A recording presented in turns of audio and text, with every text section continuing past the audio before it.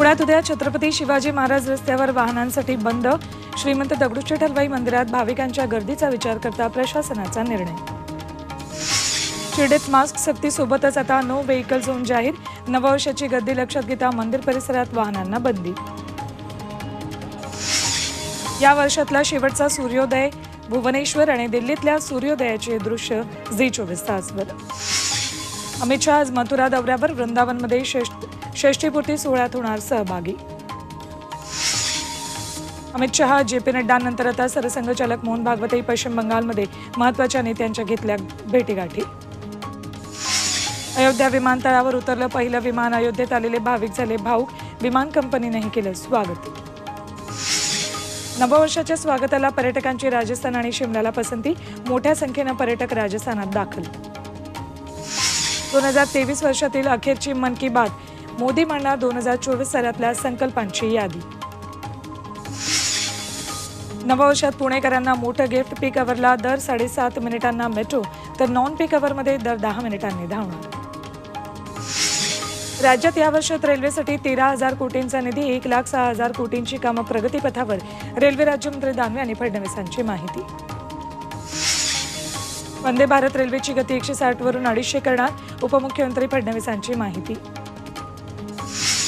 मुंबईकरांना दिलासा। चालू आर्थिक वर्षात मालमत्ता करात वाढ नाही। पालिका आयुक्तांची माहिती। वाढीव दरानं बिल आल्यानं नागरिकांमध्ये संभ्रम। मुंबई नवी मुंबई ठाण्यात मध्य आणि हार्बर रेल्वे मार्गावर रविवारी मेगा ब्लॉक, तर पश्चिम रेल्वेवर रात्रकालीन दुरुस्तीची काम। 2023 सालात मुंबईत सर्वाधिक 1,54,000 घरांची विक्री। मुंबई खालोखाल पुण्यात 87,000 तर दिल्लीतल्या NCRमध्ये 66,000 घरं विकली। महाराष्ट्रात सर्वाधिक बाल गुन्हेगार घरफोडी लुटमारीत सहभाग। तामिळनाडू दुसऱ्या स्थानी। राष्ट्रीय गुन्हे नोंदणी विभागाचा अहवाल। मैसूरचे खासदार प्रताप सिंहांच्या भावाला अटक। अवैध वृक्षतोडी प्रकरणी विक्रम सिन्हांना अटक, तर संसद घुसखोरी प्रकरणी चर्चेत आलेले खासदार प्रताप सिंह। राजस्थानात भजनलाल शर्मा यांच्या मंत्रिमंडळाचा विस्तार। 22 जणांनी घेतली मंत्रिपदाची शपथ।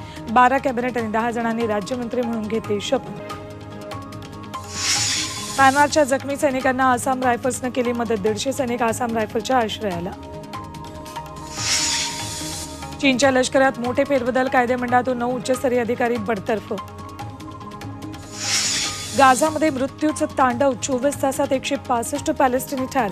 इस्रायलला शस्त्रविक्रीस बायडेन यांची मंजुरी। राष्ट्रपती मुर्मू आणि पंतप्रधानांना रशियाच्या राष्ट्राध्यक्षांकडून नववर्षाच्या शुभेच्छा। G20 आयोजनाबद्दल पुतिनांकडून कौतुक। कठीण काळात साथ दिल्याबद्दल भारताचे मानले आभार। इंडोनेशियात भूकंपाचे धक्के। भूकंपाची तीव्रता 6.2। जीवितहानीचं वृत्त नाही। पाकिस्तानात पोलिओचा कहर। 4 जिल्ह्यात पोलिओ लसीकरणानंतर आढळला व्हायरस। लसीकरण वाढवण्याच्या WHOच्या सूचना। कोयंबतूरमध्ये कळपातून वाट चुकलेल्या हत्तीला पुन्हा आईकडे सोपवण्यात वनविभागाला यश। 5 तासांच्या अथक प्रयत्नानंतर हत्ती आईच्या कुशीत विसावला। राम मंदिर प्राणप्रतिष्ठा सोहळ्याचं सुनील लाहिरींना आमंत्रण नाही। लाहिरींनी साकारलेली लक्ष्मणाची भूमिका रामायणाच्या निर्मात्यांनाही बोलावलं नाही।